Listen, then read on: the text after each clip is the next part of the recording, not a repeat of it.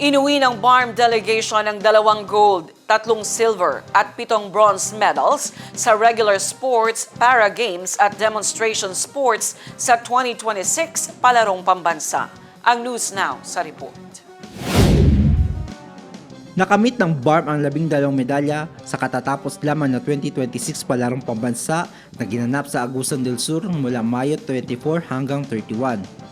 Nagtala ang delegasyon ng BARM ng 2 gintong medalya, 3 pilak at 7 tanso sa iba't ibang kompetisyon sa ilalim ng regular sports, para games at demonstration sports. Nasungkit ni Algamiji Hamja ang gintong medalya para sa Pencak Silat, habang nagkamit naman ng isa pang ginto si Abdurrahman Mutalib sa para swimming backstroke 50 meters para sa physically impaired category. Silver medalist naman sina JC Miguel Andres sa shot put para sa elementary boys, Hosni Enoch sa Taekwondo Kyorugi para sa elementary boys category 1, at muli rin nagwagi si Mutalib sa para swimming butterfly 50 meters.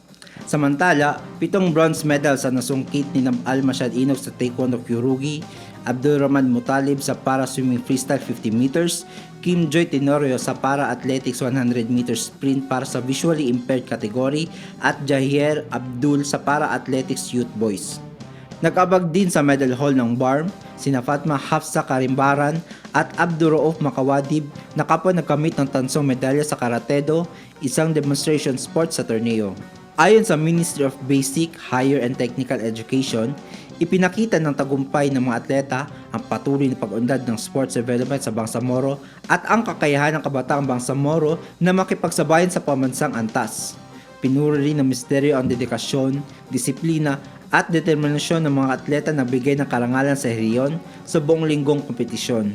Inaasahang magpapakita ng husay ang mga batang atleta ng Bangsamoro sa susunod na edisyon ng Palarong Pambansa na gaganapin sa Quezon City sa 2027.